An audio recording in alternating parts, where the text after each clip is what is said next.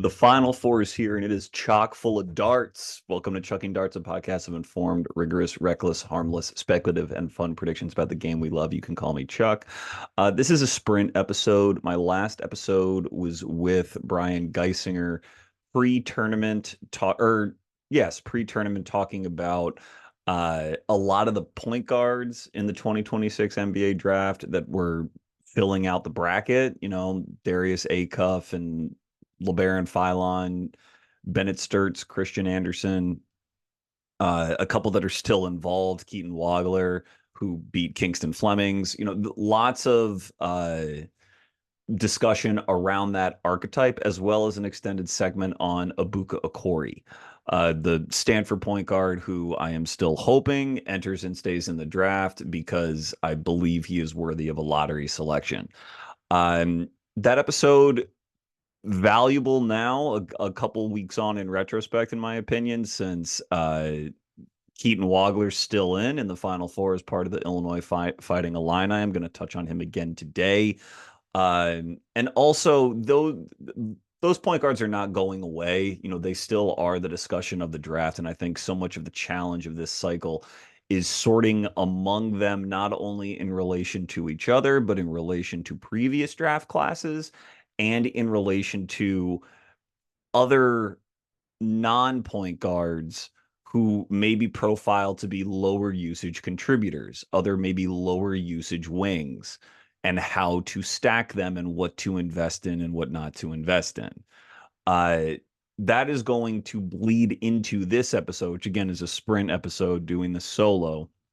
I wanted to have a guest. My schedule didn't really permit any sort of accommodation. So I'm recording this at an inconvenient time of day for basically anybody except for me. So this is about the Final Four: Illinois versus UConn, Michigan versus Arizona. I mean, this episode it should come out on Saturday. So there won't be a whole lot of time between this episode and those games. So you might get this after the games occur. But to me, this Final Four is special because there is so much NBA talent at play. And I'm going to start with Michigan versus Arizona. Because in this game, for Michigan, there's Yaxel Lendeborg, Morez Johnson Jr., Aday Mara. And for Arizona, there's Brayden Burries, Peat, Motiejus Krivas, and Ivan Kharchenkov. And that's 7 guys just in that game alone, which is getting sort of game of the century billing, pardon. 7 guys who could and likely will at some point see NBA time. And it's not very often that game comes along. And like I said, I would have liked to devoted more time to this game and these players, especially since I have a lot of them ranked highly relative to what their sort of consensus range is, I suppose. So what I'm going to do is first pick the game, and then as quick as I can, just hit each one of these players and why I am higher on them or lower on them relative to consensus. And I'll do the same for Illinois and UConn. So for Michigan versus Arizona, I am picking Michigan officially in this game, but I want to say I filled out 2 brackets, only one was public facing, and in that one I picked Michigan to win the title, and the other one I picked Arizona. And in the other one I picked Arizona over Illinois. So that one is looking personally kind of better, but I'll stick with what I said publicly, and I'm picking Michigan. And I do want to pick Michigan in this game. The reason why has to do with the construction of the 2 teams. Michigan is unique, historically unique, in my opinion, because their best players are all over 6'8", but also are sort of what their offense is oriented around. Obviously you have, from years and years and years ago, you could build around 2 bigs, a power forward and a center, that you dump it into the post all the time. But in modern basketball, that's kind of unique to have not only 2, but 3 guys that big, Lendeborg, Johnson, Mara, that are really facilitating possession after possession. And they have other players, Elliot Cadeau and Amari Burnett, who participate and who also facilitate here and there. But Lendeborg and Mara especially initiate a ton of offense. And I will start. I'm just gonna. I'll talk about all three in concert, but I'll start with Lendeborg because he's the one that's sort of the most nuanced discussion, I suppose, from a draft perspective, because Lendeborg is 23 and turning 24. He had, unsurprisingly, if he's that old, had an unusual path through college basketball that went back to high school because he was not his grades were not good, and like he couldn't play his senior year, so he went JUCO in Arizona for a couple of years and was whatever player of the year in his community college conference and was like all American for community JUCO. Then he went to UAB in Alabama to play for the Blazers and was all conference there, and I was the player of the year in 2025. Last year, when he was player of the year in his conference, he entered the draft like waters because there was enough buzz about him then. Was in the combine, measured incredibly well, probably had the best combine measurements, maybe like between him and like Carter Bryant when you include athletic testing or whatever. But in terms of just pure measurements, he was 6'8.5" in socks, 7'4" wingspan. And the other sort of mid-major guy who really benefited from measurements was Cedric Coward, who was supposed to be on Duke this year if he didn't enter the draft. Cedric stayed in the draft, got drafted 11th, has had an excellent rookie year, will be on an all-rookie team, and is like a real building block for the Grizzlies as a sort of do it all kind of wing, but with like real deal NBA shooting touch. I had Cedric 7th on my board last year before Yaxel withdrew and took like a lucrative NIL deal to go to Michigan. I had him like 14th or 15th. I had him at the end of the lottery. And that's how good I thought Yaxel was. And that was when he was 22, turning 23. And the big, I think, ding on Yaxel, to the extent there is one, is his age. And I want to start there, and I went into his background, his path a bit, just for the purposes of showing that this is not, I think, the case of the typical like high upperclassman, 22, 23 years old that enters the NBA who maybe had struggled to play well relative to their competition until they got to age 22 or 23. Because that's really the players that you want to worry about spending a high pick on, since the idea is, well, their competition is going to really jump and they're not going to have any physical advantages, playing against guys younger than them anymore.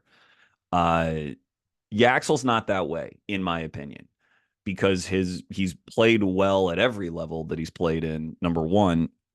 Number two, his game has continued to evolve. I went into those dimensions. You can imagine that he can fill up the box score like that, especially since he has a handle. He knows how to play in transition. He's a very good passer. And his game has developed year over year to where now, certainly in the tournament, but he's a pretty reliable shooter, pretty reliable 3-point shooter. I think he's up to like 38 or 39% on 8+ threes per 100, which is like a very good number for just that, for that area of the floor. And he's shooting over 80% from the line. And if you saw those two numbers, if I gave you just those two numbers, 80% free throw shooter, high 30s 3-point shooter, with that volume, with these measurements, like that guy would go in the lottery any year, basically just based on that alone. There just isn't much precedent for someone Yaxel's age to compare him to with his profile. There really isn't. And I haven't gone into him on defense, but he frequently picks up the other player or the other team's best player with those long arms. He's not the bounciest athlete off of the floor. He's okay, but he's not great. But he still gets like a 5 block rate and a 2.5 steal rate. Like he's very good on digs. He's very built and strong. Now that's relative to NCAA competition, but he's 235 pounds or so, which should hold up in the NBA just fine on the wing. So he can absorb drives. He has not moved off of his spot. Uh, and with those arms and with his discipline, which has improved a lot under Dusty May at Michigan, he stays in games. He is Michigan's best player, and to me, he has been the player of the tournament so far. I don't think anyone has played better than him, round after round after round after round. And so Cedric Coward, just to go back to that comparison as another guy who was coming. Cedric came from Washington State, but it's a similar route. He started at D3 Willamette in Oregon and sort of had a delayed matriculation into college basketball. Cedric is a year or two, I think he's 2 years younger than Yaxel. And so last year he was turning 22 right after the draft, whereas Yaxel, I guess, was turning 23 right after the draft. So I guess just 1 year younger. Both those guys, like,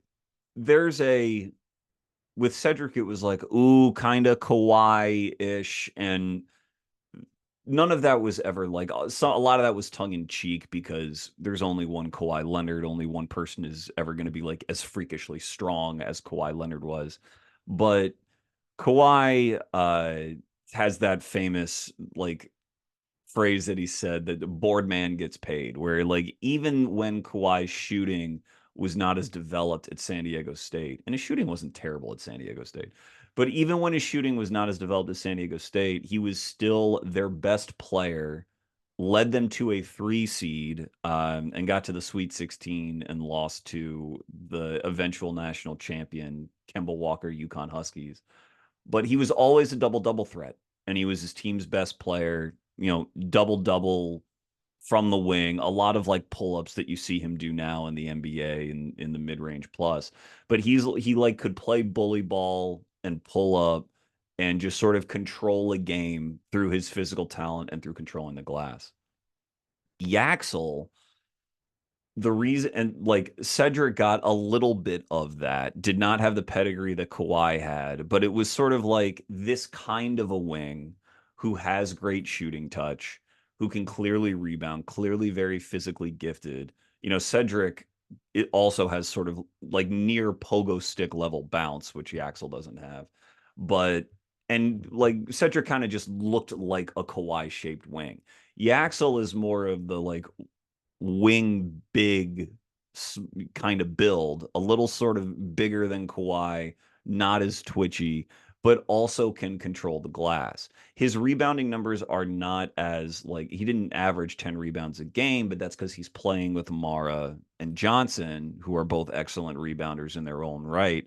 Johnson, particularly, he is like a junkyard dog extraordinaire. So he is out there to, especially on offense, clean up the offensive glass. So Yaxel isn't getting, I think, as many opportunities to have double-digit rebounding games as he will in the NBA. But 2 years ago, 2024 cycle, Yaxel was not really on anybody's radar as a draft prospect because I guess that was his first year at UAB, maybe, I think. Well, I want to make sure I'm getting this right. I believe that was his first year at UAB.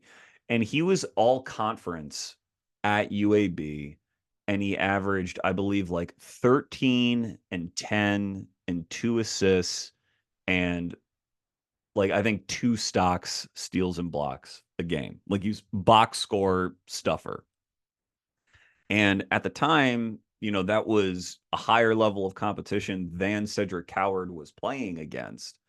But Yaxel didn't shoot threes at the time, and he was this like low major player who had come out of JUCO. I think was intriguing. I think D1 probably should have spent a bit more time trying to recruit him out of UAB then, because he went back for another year, 2025. But like he wasn't really on the draft radar at the time. And in retrospect, probably should have been. He had a lot to his game still had a lot in front of it, but the production was there at age 21 at an all conference level to the point where I think he probably should have gotten some NBA attention. I wasn't giving him attention in 2024, so I'm not saying that I was that ahead of the curve or anything. Just in retrospect, when you look at his career, there was stuff that popped in traditional NBA ways as early as age 21. And this is all me fighting sort of the age curve and the age bias that Yaxel's going to face. Because even if Michigan wins the national title and if Yaxel's the Final Four most outstanding player, he still probably will not go in like the top 6 or 7. You'll probably wait. I think the highest that he will likely go is like 8, 9, 10, because of this concern about his age, which is an understandable concern. And if he goes in the top 10, to me, that's a victory for draft evaluation because I believe he should go in the top 10 and I will have him higher than 8th, 9th, or 10th. I am flirting with having Yaxel like 5th or 6th. I believe that, and this, I'm going to loop these other point guards I discussed last episode, your Acuff, Philon, Michael Brown, all of them into this discussion because there's no one else like Yaxel in this draft. I mean, I guess maybe you could say Cam Boozer is kind of like him, but there's no one else built like Yaxel in this draft. Those measurements, a 7'4" wingspan, 6'8.5" with a handle, who can dribble, pass, and shoot, which he can do. I mean, he really can do that. He can hit shots off the dribble every level of the floor. It's not like the quickest release you've ever seen because it's a 7'4" wingspan, but he can go coast to coast in transition. He can win in ISO. He can play that sort of Kawhi light bully ball. He has great touch. He's shooting 65% from 2. He knows how to use his body on drives to clear space. He knows how to use glass. Like, Yaxel can really do it all. And the NBA, as I've said on the show for years, is a trampoline really for offensive talent, particularly if you can map a floor. If your reactivity and your instincts are good and you know how to pass ahead of a defense, which Yaxel does, then the NBA is going to like display everything that you have to show. And Yaxel is a central casting guy who I think profiles to be even more dangerous in the NBA than he is in college because of this. Because as good as Michigan is, and they're great, my pick to win the national title, they are not the best spaced team because Mara and Johnson don't really shoot threes. They each have good touch around the rim, and I think Johnson especially has a future in the NBA where he will shoot threes, but neither of them do right now. And that, the temptation is to look at Yaxel with how old he is and look at this dominant team and to say that he's in this like idyllic context. And it's a good context, but it is not an NBA reminiscent context. The NBA context for Yaxel to me is going to be even better. And the stuff that I worry about with NBA translation with guys, regardless of what their age, is like, is the game going to be too fast for them? Is the game going to be too physical for them? Are they going to get ignored on defense because of their shooting? We'll get to that when we talk Arizona and Peat. And with Yaxel, it's just like, no, I can't really find anything. I can't find anything that is important to success on an NBA floor that he's not going to do. And the question is really one of ceiling. That's where this age stuff gets put through the ringer most rigorously. And his ceiling is a very interesting question because even at Michigan, he's not the highest usage guy, but I think that has to do a lot with how much they play through Mara as a hub going into his skill set, which I will in a moment. But do I think that he has some sort of path ahead of him where he is one of his team's best two offensive options and he's running like pick and roll after pick and roll after pick and roll every game?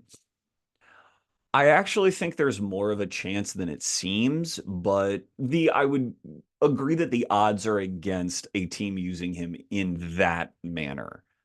What I do think is that it's going to be very hard to take him off of the floor because of his all-around skill set, and he will be able. I'm basically betting on Yaxel's physicality still being a plus at the NBA level. That's the most important thing here is that he can like really clear guys out of the way in NCAA because he's old and really strong. In the NBA, he will no longer be old and really strong. He'll just be really strong. And it will be a challenge, more challenging to win an ISO in that manner. And I'd have more concern about it if he didn't have the brain to map the floor. But Yaxel has done so well at Michigan, coming from UAB, where he was like do it all, to accepting a role that is lower usage, but immediately for like the best college team in the country, in my opinion, and the like one of the best college teams of the decade, that I'm not worried about him adjusting to a lower usage role in the pros, lower usage in quotes, like third, fourth starter and as opposed to first, second starter, if that's his fate. And to me, I think that his like floor is there.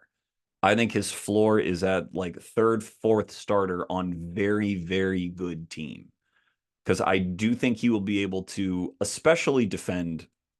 I mean, he defends guys smaller than him all the time, but I think with his strength holding up, he should be able to defend wings that are not like the shiftiest players and who don't change direction so suddenly.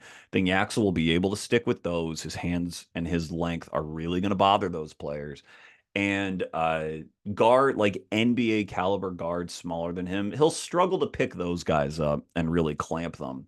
But he will, like in a pinch on a switch, I think he'll win his share of battles to the point where in any given lineup, he I just can't see how he's like the fifth best starter in a lineup because they're just he will be so unique as a guy. Again, I'm going to keep bringing up his size, but he's like 6'9" plus in shoes, nearly 6'10" in shoes, 7'4" wingspan, 235 pounds. And that's just there's only like one or two of any player like that per class. And really, the 7'4" wingspan, I really got to stop saying it, but like that just doesn't happen at all. There was one wing-ish player with a wingspan like that in last year's class. One. And it was Rasheer Fleming. And I really liked Rasheer, who's like, seems like he's locked down a rotation spot in Phoenix, at least for next year. He's getting minutes now. He will likely play in the NBA playoffs this year as a rookie, and Rasheer was a lower usage guy in mid-major basketball last year playing for St. Joe's, and UAB played St. Joe's last year. Like Yaxel and Rasheer were matched up against one another, and Yaxel like basically played him off of the floor. Yaxel was by far the best player in that game. Like Rasheer was much more raw, younger, age 21, but raw coming out of St. Joe's. Uh, and he still, in 1 year, has found enough relevance for a good team to the point where he's going to play in the playoffs. And that's the sort, and I had Rasheer 13th on my board, my final board last year. Had Yaxel stayed in, I would have had Yaxel above him because that game really stuck out in my mind. So Yaxel probably would have been like 12th or thereabouts for me. So, and that, even last year, that might have been too low. That's what I mean when I say, like, I think I can have him fifth or sixth. Because if with how quickly Yaxel thinks, if with NBA space, he as a distributor displays himself to be like a clearly above average distributor. Now you're looking at a guy who's like 6'10 Josh Hart with like all defensive dimensions. Like Yaxel won't be an all defense player because I just don't think he's twitchy enough to do that.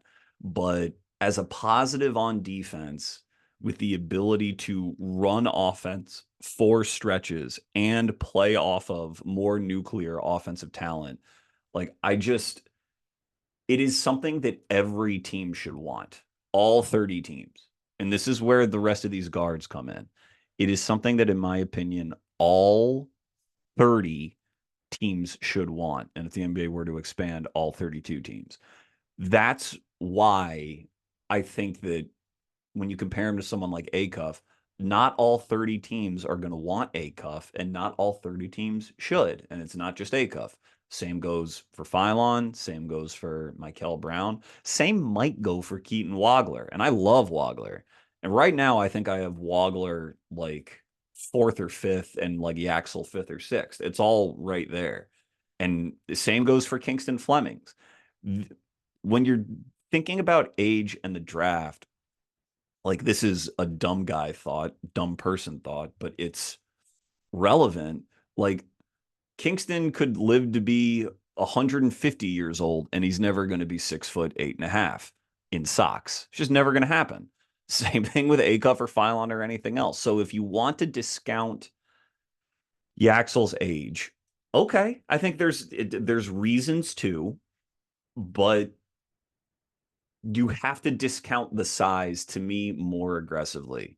Basketball obviously is going to be unkind to guys who are 6'4" and under, 6'3" and under.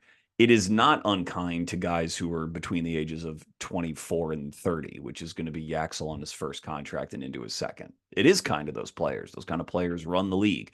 It's just a question of how quickly Yaxel can sort of get up to speed and show that he has real NBA upside, which for the aforementioned reasons, I believe he does. That's why I would take him, like if I had a pick in the draft that was not in the top 4, chances are I would likely end up with Yaxel on my team just because I value him more than other people do. Now, it might, again, Wagler, which I'll get to, he and Wagler are an interesting dichotomy. I might prefer Wagler, but it's not clear. And I'll even say right now, which is going to sound, I guess, crazy for this draft cycle, I'm not sure I would rather have DeBonsa than Yaxel. DeBonsa, I think I would say probably has a higher percentage of like making, or a higher chance of making all-star teams. And I would put his like over under in all-star appearances above Yaxel's. But just to not get on too much of a tangent, you're just committing, you have to hand over your organization in essence to AJ, not because he's a diva, but just through his style of play, how much on the ball he needs to be, how much of his game relies on having the ball in his hands. And that's great if he's going to lead you to a title or if he's going to consistently win playoff series, but I'm not sure that he is an efficient enough player to do that. I think it's possible that he could get there, which is why, he may go number 1 or 2. Like, I don't think it's like an awful selection to take him at number 1 in this class. Like, I don't think it's terrible. There's evidence, but it's not the pick I would make. And Yaxel slides so much into a winning context that to me, it's a real discussion. I might have AJ over Yaxel, but I also might not. Yaxel, you don't have to turn your organization over to. He slides into your organization like Kawhi did with the Spurs. He will start helping immediately like Kawhi or Rasheer Flemings have, or Cedric Coward. And then that organization might pleasantly find itself relying on Yaxel more because he is built like nobody else. and he has the brains to go with his brawn, and he has the shooting touch, in my opinion, that is real. So that's why when it comes to these guards, I prefer Yaxel. Wagler may be an exception. And it's why, like, even when comparing him to other wings, again, yes, is much younger than Yaxel. He has all this stuff. Like, at the end of AJ's first contract, he will be basically Yaxel's age now. And that's a hard fact to ignore, you know. But the question is, will Yaxel ever, or pardon me, will Dibonsa ever be like an 80% free throw shooter? Will his shooting touch ever reach the level that Yaxel's will now in the NBA? Maybe. Again, I wouldn't write it off with AJ, and I think AJ's passing has really come along as the year has gone on. So I like that this could end up making me look very silly. I recognize that, but there is still a question about the kinds of shots that AJ favors, how he likes to play, what he when he's on a court and he wants to attack, what his first option is. That's the stuff that the NBA will punish. He's a very good mid-range shot maker, don't get me wrong, but unless AJ is a Kawhi level shooter, which I don't think he will be, then as a mid-range shot maker, the math will catch up with him. But AJ has really special stuff about him in his own right. He's an excellent player. This is not like I feel like AJ is a better prospect than Paolo. Paolo was really the guy. I had Paolo fourth in his year. He was the one that I felt like I was fading more relative to consensus, who I was like not as excited about. AJ's a better prospect than Paolo, in my opinion, but the sort of where the ceiling kicks in, where the limitations on his game kick in compared to other really well-spaced, high-functioning NBA offenses is going to be the question with him. And I just don't have that question about Yaxel. So if it's a little bit lower usage in exchange for participating and thriving in a better offense with two-way talent, that's where I think you can really have a debate. And that's what I wanted to bring up about Yaxel. For his teammate Mara, who is a 7'2" or 7'3" center who can't shoot threes yet, although he made one last game in a tourney. But like Mara is a center with real passing feel, and a guy who's like, I mean, he's enormous.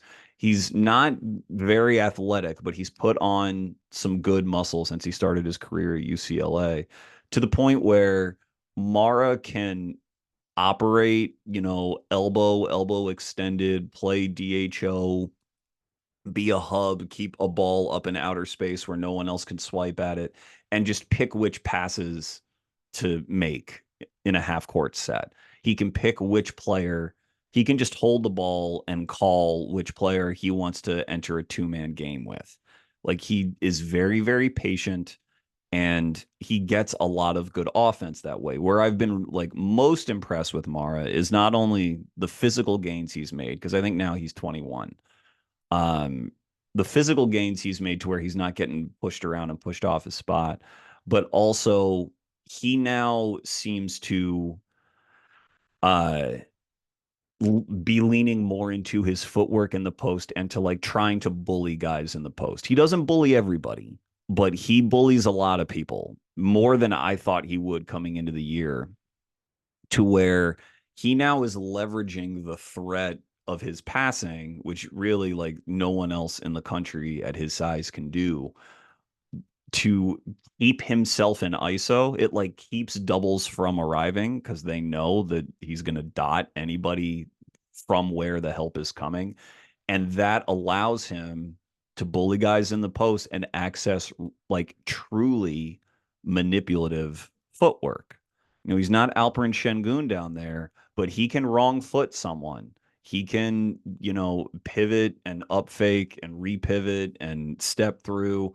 Like, and for a guy who has bad like shooting, long-term shooting projection, because he's like sub 60% from the line and like has barely taken any threes. Uh, he's shooting like 80% at the rim. Now, part of that is that he gets a lot of dunks, gets plenty of dunks, especially as Yaxel. Something else Yaxel does is, you know, lob up or, throw up lobs for Mara and Johnson. But the it's also because when he is in the post, he has true touch on his shots. It's the kind of thing where, again, Michigan's context seems like it's great for Mara and it's good. It's not bad, but the lack of spacing, I think, is really masking the fact that some things in the NBA, like this space, again, if you can pass ahead of a defense, the NBA is gonna put you on the marquee if you have size and you can hang. Mara definitely has size, but he is a center. He is only a center, will only ever be a center. And in my opinion, there is a world where an NBA franchise can say, look, you're our five and you are good enough and talented enough on offense that we actually want to build our lineup around the defensive scheme that you need to play in. That's always the question with these bigs who have feel is, are you good enough on offense to supersede just being a rotation big on your team that you can play for some minutes in a given game to no, we actually have to build around you? Because that's what being kind of stiff at 7-2, 7-3 means. It means that teams have to make accommodations, which is fine. The only like the Nuggets make accommodations for Nikola Jokic. It's just about whether or not the accommodations are worth it given your offensive talent. And Mara to me has enough to where I think those accommodations could be worth it for him to be like a lockdown, no doubt starting center in the NBA. And lockdown, no doubt, starting centers in the NBA go in the top 10. Or if you do a redraft, they always go in the top 10. Look back to Donovan Clingan a couple years ago, 2024, he's playing for the Blazers now, who will also be a starter in the play-in, at least, maybe in the playoffs this year. And how he's had a great calendar year 2026. I mean, he's really taken off and now he is really shooting threes. He's another guy who didn't project to shoot threes in college and he always insisted he could. And we all roll our eyes like all bigs dream of shooting threes. But Clingan actually is now and just dominates the glass. Now, Clingan was a better rim protector than Mara coming out of UConn, but that Clingan was like just an incredible rim protector coming out of UConn. But Mara can protect the rim a little bit. And I think because of his brain, all these passing bigs that seem like they have slow feet, like Jokic and Şengün, and we should, have a cautionary tale out there for Young Hansen in Portland, Klingen's backup, though it's, his rookie year, he's coming over from China. There's going to be a growth curve there. In my opinion, those guys, first of all, Mara's bigger than all of them, just bigger than all of them. He is Klingon sized. And secondly, if you can pass as a big, I tend to believe that you learn where to position yourself. Like feel is feel. Mara may not always be like jumping passing lanes because his body can't really allow him to do that without taking a massive gamble. But in terms of learning in the post, when to challenge, when not, when to leave his feet, when to not, I think all that will come to him. And he's so big. He's so big that he will be a rim deterrent. Made a similar bet in 2024 on Zach Edey, who was my number one player then. Injuries are the only thing that's really calling that into question in my mind. I think if Edey were healthy this year, he would be showing himself to be the best player in that draft class. But if you're big and you can pass, then, and when I say big, I mean like over 7'1". If you're over 7'1" and you can pass, then you should find enough space defensively. And that's what I think with Mara. I firmly believe that. And that's why I have Mara in the top 10. And again, is Mara going to be scoring like 25 plus a night and be like a two-way all-star, all NBA talent in the NBA? I doubt that. But can he get to between like 15 and 22 a night and, you know, be in charge of an offense that's a top 10 offense in the NBA, or at least share that duty with like an all-star teammate? Yes, that's how good I think he can be. I do. And I acknowledge that with my ranking of Edey in 24, I am probably attracted to this kind of player a little bit more. But from, again, zooming all the way out, look how dominant Michigan is. And in my opinion, I think they rely on Yaxel the most to do the most for them. But I think Mara is second. Like he commands doubles. He gets fouled. He does embarrass the guys defending him occasionally, not all the time, but enough. And his passing feel at his size is just something that I just don't think you see. But again, Yang Hansen is the counter to this. I had Yang in the 20s last draft class, and then said after the draft I thought I was too low on him. We'll see if Hansen comes along in year 2, year 3. But they all, I mean, Portland also has a bunch of centers, and he's always going to play behind Klingon, and that will be tough. But the real question with Mara is whether you think that he's just going to get embarrassed on defense. And he'll have his moments like anybody else, but I don't think that the NBA is just going to play him off the floor all the time. I don't think he's a starter, and I think his offensive juice is really, really good. And if he ever can like take like a Klingon-ish leap as a 3-point shooter, then it's all gravy from there. So Mara's not going to go in the top 10. I think he should go in the top 10. Morez Johnson, I promise I'll be quicker about Morez. Morez Johnson is 6'9" and or maybe 6'9" plus, absolute dog on the boards, incredible energy, incredible motor. You know, he and Yaxel both have very good motors, but like Morez is 19.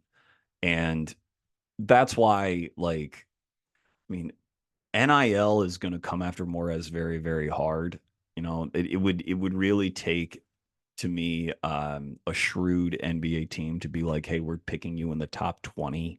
Like, you're really going to get a chance to play right away. You should come into the draft to keep Morez in the draft, because otherwise, I think like college teams see what a beast this guy is, and they will, and what he did in the Big Ten this year, and the fact that he shoots high 70s from the line and nearly 70% from two, which is what he does. He gets a lot of looks at the rim and a lot of putbacks, but at 19 years old, that's no joke. So NIL is going to be very, very kind to Morez, and it would take a really good guarantee, I think, to keep him in the draft, which is why I saved him for third here on my little spiel. But to me, you look at guys who are now undersized, like occasional fives, like John Collins and Onyeka Okongwu are the two guys I've always brought up with Morez. Um, those are guys who have never had that much offensive responsibility. They've been really good offensive play finishers, and they've each developed as 3-point shooters, as spacers. But they're always kind of in that tweener realm. And there's always a question as to whether or not either one of them can really be like good enough on defense to be the starting center. Because if either one of those players, and it's the case with Onyeka with the Hawks now that they traded Kristaps Porzingis, if he is their starting center, which he essentially is, that will leave the team vulnerable when you get to the playoffs. And so I don't think Morez profiles as a starting center, but what he can do is really, really switch and compete on defense. And he's not like a Thompson twin in terms of athletic talent, but he's really, really tough, really strong, and he can shift laterally. So is there a world where Morez is an all defense player? Probably not, in my opinion. I think he can get in sort of maybe to honorable mention territory in the same way that Isaiah Stewart has gotten into honorable mention territory. And you see again how valuable beef stew is to a really good team in the Pistons. I think Morez can end up having a similar impact by I think he could be better defensively because of his switching than either Collins or Okongwu. And I think that on offense, he can like approach those guys. Like Morez Johnson's 3-point shooting and shooting talent, because we don't know, he hasn't taken many threes. He's shooting like 40% on, but it's like 10 for 25. His shooting talent is like a true swing skill that is not getting enough hype in this draft. Maybe because the assumption is that NIL is going to be too lucrative and he's not going to be in this class. He's going to be in next year's, and then he'll be like a top 10 pick. And oh, where did he come from? But in my opinion, NBA teams should be looking at his shooting touch very, very, very carefully, because the one real like hole in Morez's game where there aren't really flashes that it could be an NBA plus is his passing. Now he doesn't get a lot of passing responsibility on Michigan because of Mara and Yaxel and their guards. But even in the games I've watched, it's not like he's looking to dime people up that frequently. It's, here and there, but not something I would call a capital F flash. But if the shooting is there to where it can be and he can really switch, you could be looking at that a Collins Okongwu mold at one end of the spectrum and like a little OG and Anunoby-ish on the other. And I hesitate to bring up those great wings, OG, Aaron Gordon, these guys who have been in all defense conversations, who have made all defense when talking with Morez, because even Morez is more like ground bound, I think, than those guys are. It's really, he's got like a big butt, big legs, just like big trunk. And he isn't flying around the court like Herb Jones is on the perimeter contesting shots. But he's going to, in his NBA minutes, be a force where he leaves his mark on a game. And I think he can do that in the NBA playoffs. I think he'll be able to do that in like the NBA finals for some amount of minutes. Maybe not 25, but anyone who can play that deep is like probably worth a lottery pick or close to it. Very, very close. And so that's why I think that some teams should be guaranteeing him a spot between 10 and 20. Because again, it's not like there's no upside and he's a finished product. I mean, he's 19 years old. Far, far, far from it. I've had Morez in the top 10 at various points this year. The passing and the lack of like true, like, again, all defense level athleticism, in my opinion, because I don't think he's an all defense player, has me more like 10 to 15 on him. But that's three guys in the top 15, which is in short, why I'm taking not in short. But that's why I'm taking Michigan to win this game and win the national title. I just think that front court is going to overwhelm Peat and Krivas in a way that Arizona's not used to being overwhelmed. Because usually Arizona can dictate the terms of engagement. And I really like Brayden Burries and I like Peat. I like Kharchenkov. I like Krivas, but I'll be briefer on them because Michigan to me is really who I haven't gotten to talk about on my show, who I wanted to talk about. So for Arizona, again, I'm not going to go into the X's and O's of scouting the game. I just think that those guys will outplay Krivas and Peat, and they'll win the glass to the point where like Arizona's going to get in more foul trouble than they're used to. I also don't think that Arizona has the 3-point shooting to really punish Michigan's lack of 3-point shooting. Now, maybe, an outlier game can always happen, but that's why I'm taking Michigan. But Burries is the real gem on Arizona. He's the one getting top 10 hype. Again, I've had him as high as 5 in this class. I really like Brayden Burries, and I think that Burries has a physicality to him that a lot of the other like point guards don't quite have. Burries as an Arizona guard, and it's been the case under Tommy Lloyd, like no guard gets the full, 28 usage. You're going to average 5 to 6 assists a game running a ton of pick and rolls. Like that point guard doesn't exist under Tommy Lloyd's system.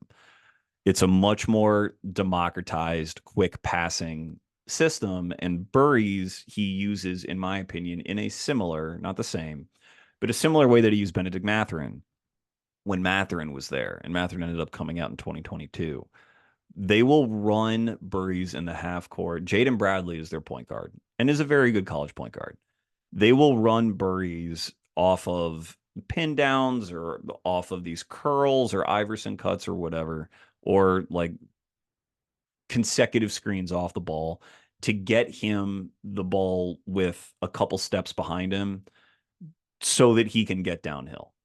Burries, to me, his separator skill is his ability to get downhill and finish. He's listed at 6'4", 200, so he's probably a little smaller than that, but he really pressures the rim, and he has 17 dunks. Not just because he can do that in the half court, but because Burries is like an absolute hound in seeking out transition. He is addicted to transition. And he's a pretty good rebounder for a guard, not great, but pretty good. And when he gets the ball, he is off and he is motivated. Like I compared Yaxel to Josh Hart earlier. Burries has that same like nose for the rim. And he understands the value of transition opportunities. He understands the value of pressuring the defense downhill. It's something that will always matter in the NBA, and Burries has it. And that's what, more than anything else, makes Burries a clear NBA player to me. He is, I think, a fine defensive guard, but I think is sort of unremarkable by NBA standards because I don't think he has great dimensions. I don't think he's an incredible athlete. I think it's like good and good. And as a shooter, he's up to like 40% on threes. He's very confident and he plays really hard. And you can see that he is a winning player, that he will be a winning player. But there's nothing about his jumper that very occasionally he'll take a deep one or he'll take a step back deep where you're like, ooh, maybe this is something that like Burries is built like a strong guy who hasn't gotten his strength yet. Like you can see that, 200 pounds, you can see that he's built, but Desmond Bane pops into my head with him a little bit in addition to Josh Hart. Like no one really looks like Desmond Bane. I mean, he looks like Bane, the character, but Bane also entered the league, basically when he was 22, 21, 22, and Burries is 20, turning 21. He will basically be younger than either Hart or Bane was entering the league. And so like those two guys, his arms are a little shorter. You can see that he has strength though. And when he reaches his, 23, 24-year-old seasons, he's going to be strong. Like he will be strong by NBA guard standards. And the real question is going to be how good a shooter is he pairing with that strength to where now if an NBA team is moving him off the ball and bringing him around similar actions that Arizona is using, is he now not just beelining for the rim, but now stepping back and shooting from 26, 27, 28 feet? That's the question with Burries. If he can do that, then like he should go in the top 10. That is his upside.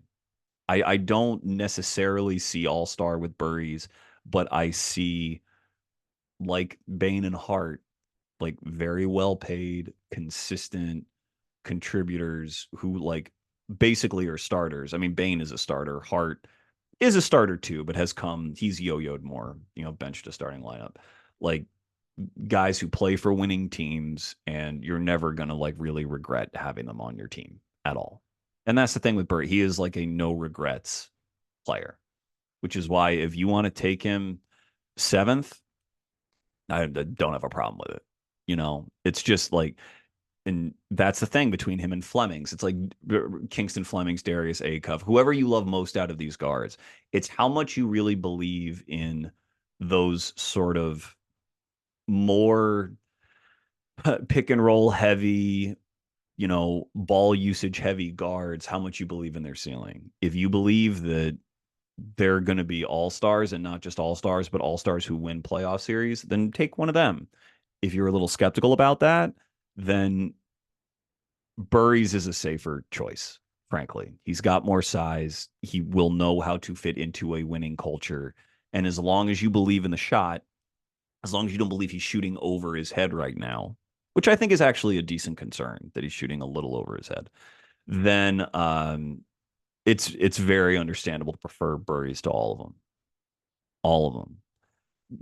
I mean, I prefer Wagler, but I can understand the case for Burries. I'll probably have Burries like around, ninth to 12th. It's probably where I'll stick with him, which I think is probably where he will get drafted. But he does have upside higher than that. I mean, again, if he is Bane Hart adjacent, those guys tend to even, I mean, those are like top 7 picks in a redraft. So just keep that in mind with Burries. Um, Peat and Kharchenkov and Krivas. Uh, Peat, the question is whether or not he'll ever shoot, because right now he doesn't shoot. He doesn't really defend in space that well. He just is a smart player who's 6'8 plus, who can dunk a lot and can hit like mid-range jumpers. And smart players who dunk a lot who can do that, like there still is NBA upside there. Like I get it. He's been a winner everywhere he's been. I think there is now pushback on Pete as to like, well, what does this look like on an NBA floor if he's literally never shooting threes and he's not guarding the other team's best player and he's not a center? Fair question. What does it look like? I have that question myself, and I currently have Pete outside my lotto for those reasons. And the question with a guy like him, again, and also I'm going to bring up these guards again that I talked about last week, is would you rather take one of those guards knowing that the replaceability barrier on guards is so high? There's always going to be a Walter Clayton or a Dennis Jenkins or a Cam Spencer or a Kobe White or a Ty Jerome or a Colin Gillespie.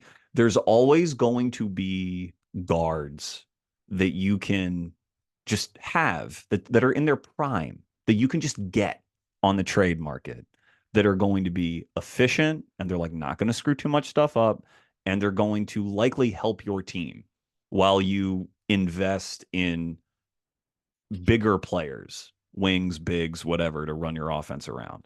There's always going to be guards that you can get to supplement that. So would you rather take a guard in the draft who is young, who's going to take time to climb that guard mountain, like any of these guys, A Cuff, Phylon, Flemings, etc., a Corey? But are you going to, would you rather wait all that out with a young guard, bypassing all, not only the wings in the draft, but bypassing those other easily available guards on the market in terms of reps? You could still like get one or two of them to back up your young player, but in terms of reps and time and losses, you probably are going to be investing in all of those areas with like a young guard in the draft who's ball dominant. Or are you going to say like, I'll just take Koa Pete 11th or 12th and hope he shoots? I Or would you rather take Dalen Swain from Texas and hope he can shoot consistently? Because Dwayne Swain's a better defender than Pete. I prefer Dalen Swain in the draft to Pete. But if one of those guys shoots to the level where he can be a starter, they are immediately more valuable than many, many, many NBA guards that are more easily replaceable. I mean, replacement value really is what you got to be thinking of. Scarcity is what you got to be thinking of. And Pete, like, I'm not going to belabor it because, like, the shooting, I don't know. I don't know.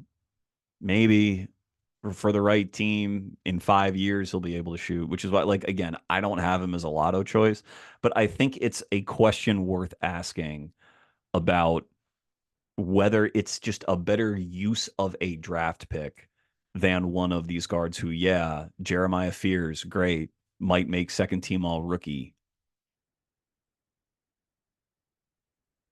Should they have just taken like Colin Murray Boyles? Should they have just taken Cedric Howard? Yes, they should have. And so like that's sort of where I'm coming from on Pete. Kharchenkov, I really like. Don't think he's going to enter the draft this year. Think there will be NIL money for him. Don't think his 3-pointer is there yet. Don't think his I don't think he draws enough free throws yet because he is unlike Peat. He is a below the rim player, and that basically makes him a guard. So right now he's a guard who can defend, who's really smart, and can legit defend, but who just doesn't have, again, like an NBA perimeter game yet. He's a guard without an NBA perimeter game yet in terms of shot making and how he scores. So I think Kharchenkov is coming back to school, but I really like him. If for whatever reason he wanted to stay in the draft, like sure, take him in the 30s and try to develop him. Um, Krivas.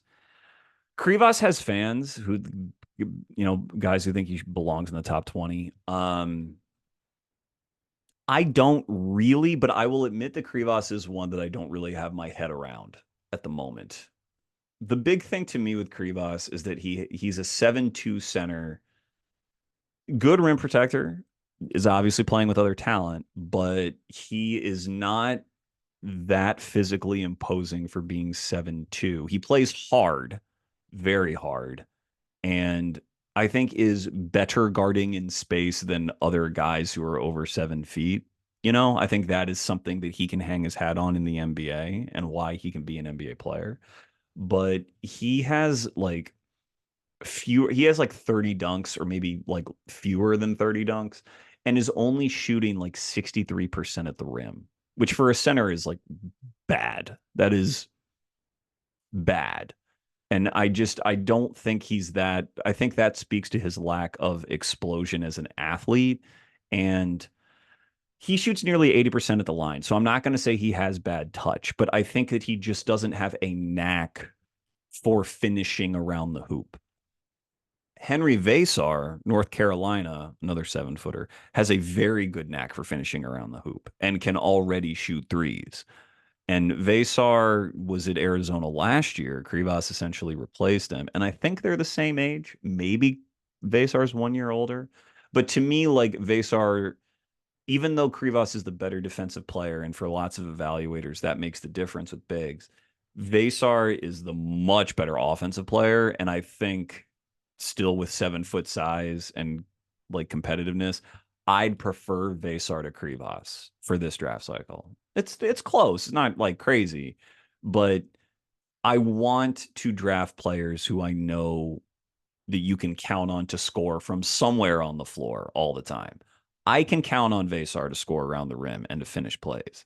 I don't know that I can really count on Krivas scoring from anywhere. And he's at age 21. And if I can't really count on him to score from anywhere, he's not getting a lot of minutes on my team. And I don't think he's getting a lot of minutes on any NBA team, at least not yet. Maybe he pops really next year, but that's more the thing. The NBA defense really matters in the NBA, but the reason it matters is because the offensive barriers to entry are so high, and you need someone who can kind of stop that. I don't think Krivas is a gifted enough defender to like control a rim in the way that Klingon can control a rim in the NBA. So that's why again, I would need to study his defensive tape more. Maybe there's more in there that I'm not seeing. Obviously, Arizona's great and relies on him a lot. So if maybe between now and June, I come to the conclusion that he is that level of defender and I'll move him up into the top 20. But for now, somewhere between 20 and 40 is probably where I'd have Krivas. Okay. So that was Michigan and Arizona. Like Illinois and UConn. Illinois, I've talked about Wagler once before, maybe twice before on my podcast. I think just once with Bennett Herbert. And even then, I don't think we spoke about him as much as I would have liked. I probably am not going to speak about him as much as I'd like to right now because I got to get going here in a couple minutes. But I mentioned that I might have him fourth. And I said, I'm considering Yaxel versus DiBonsa. I'm considering Wagler versus DiBonsa. I'm not going to mistake Wagler for the athlete that AJ DiBonsa is. Please don't ever see it as that. But I think that Wagler thinks and maps the floor at a higher level. And Wagler DeBonce's bigger. DeBonce's whatever he is, 6'7" in socks. Wagler, I think, is 6'6" in socks, 6'6" plus, but like obviously very skinny. DeBonce looks like a warrior or whatever. And Wagler doesn't really, he's more string beanie, stringy. 18 years old though. Maybe he's 19 now. I think he's turning 19 this spring. And has this, Illinois is a very well spaced offense, excellent offense, great job by Underwood filling out this team. But Wagler is at the controls. Like he is their best offensive player. He is their orchestrator, and they're in the Final Four. And that I think it doesn't always match up that I think the best guard prospect gets the furthest in the tournament. And I'm putting Peterson to the side here because he's not a point guard. He didn't play point guard for Kansas. But I do think among point guards that Wagler is the best prospect. And I like that he has gotten furthest in the tournament because I think he's the best. And that means to me that, he's gotten the hype now. Like the hype has caught up. He's going to go in the top 6 or 7, which is great. Like I said, I will probably have Keaton fourth or fifth, thereabouts. And his athleticism, his lack of juice off of his last step. Number one, he's 18. He can get a little better at that, but it'll never be a plus at the NBA level. What I'm looking forward to more with Keaton is how his mind will come up with counters, because it will. Because he has so much poise and he never gets sped up. That is not just a line. That is a true, in my opinion, like an unbelievably special skill to have at 18, especially to have at 18 where you're jumping way up in competition because he wasn't playing like the prestigious grassroots tourneys. Like Wagler was outside of the top 100 because he wasn't playing against the guys who are in the top 100. And he goes from that to Illinois, Big Ten, NCAA tourney, and no one speeds him up. Nobody. And that means that the NBA is not going to speed him up. And that means that as he gets older and he puts on a little bit of weight, because he'll put on a little bit and he'll be 6'6", he'll be able to get to his spots. The real question with Keaton is where inside the arc his spots are. Right now at Illinois, he doesn't have a spot inside the arc that is his, that he loves. He's not Acuff. Acuff has those spots that he really likes, that he can get to, and he knows like, oh, I can do like pound dribble here, jab, step back, jumper, and it's there. Because Acuff, to his credit, is just he's a more polished, all around scorer than Wagler is. But that doesn't make me higher on Acuff than Wagler, because Wagler, again, I think he's so gifted mentally that he will find his spots that he likes. There's a bit of a question with his release, how he releases the ball, about whether, like, he'll always need a little bit of space to get his shot off, Wagler, and it's about, will he be able to create the space? It's a valid concern that I understand, but there just always is more space in the NBA, and Wagler has enough length where I think he'll be able to get to like finger rolls or floaters or reverse pivots and baby hooks. Like, I think he will find his way in the paint in the NBA. He has no problem getting to the paint, despite whatever athletic limitations it may seem. It's really the finishing in the paint that is substandard right now.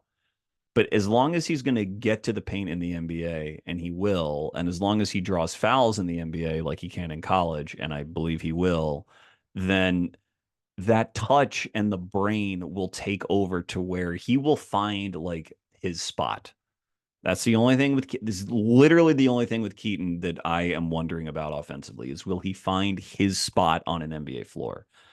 There's not been many guys like him who are both athletically deficient on their last step, but also draw a ton of free throws with his size. So he is unique. But I think he's going to find his spots. That's what I'll say. And if he's dominant enough when he finds them, now you're looking at a guy who could score 25 a night plus at 6'6", running an offense. that usually means that you're worthy of a, top three pick. So that's why I like there's a spectrum of outcomes always, but that's why I love Keaton. Um, David Mirkovic.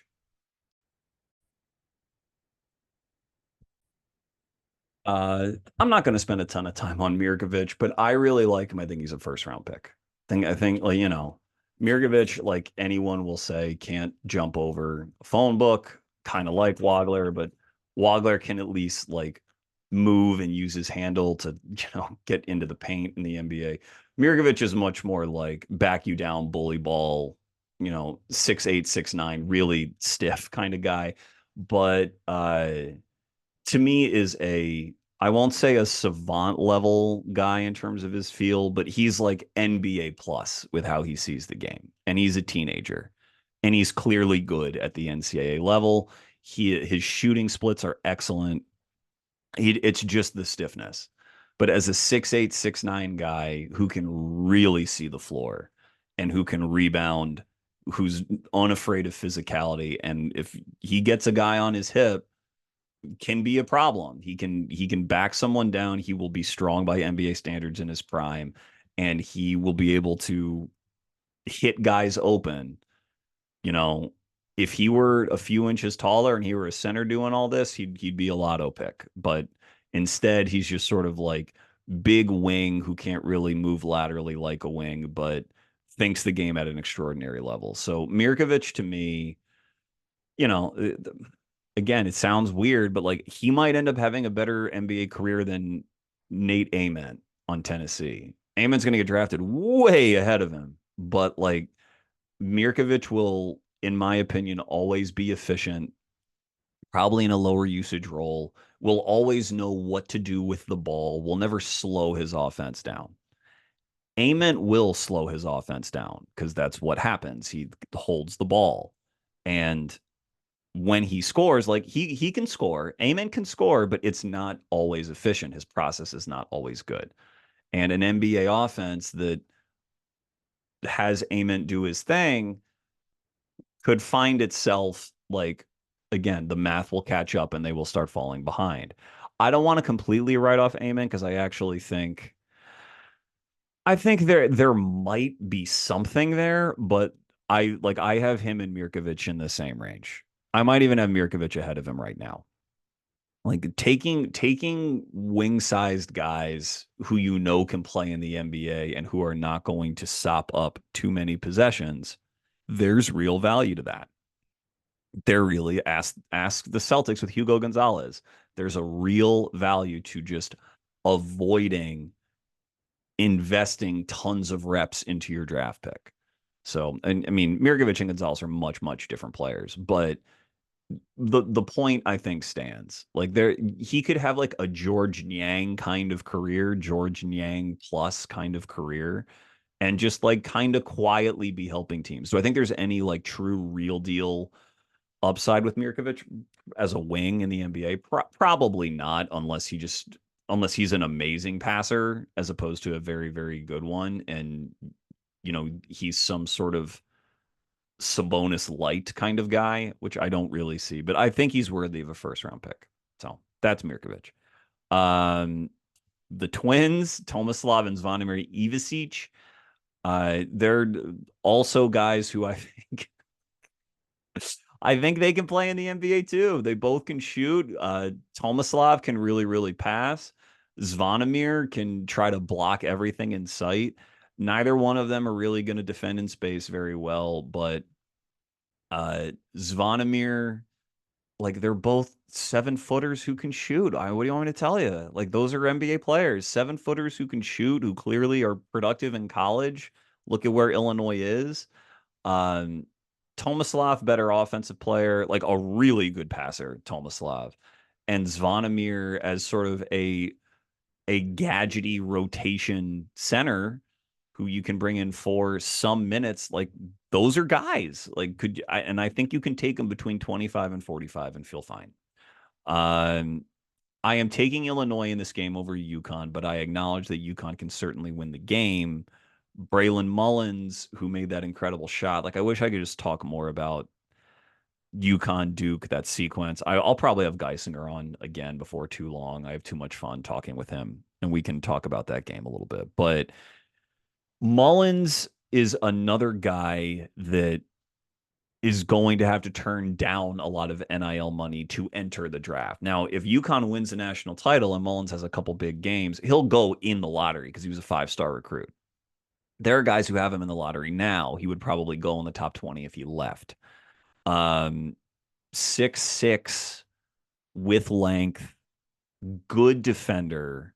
Mullins can defend, and he will get stronger as a baby. Like, he's a baby right now. He's going to get stronger, and he will be able to defend at the NBA level. Will never be all defense. It's really more about how much of a gadgety offensive player he is, or will he be a legit 3-level scorer? Because right now he's not a 3-level scorer because he doesn't go to the rim enough and he doesn't go to the line enough.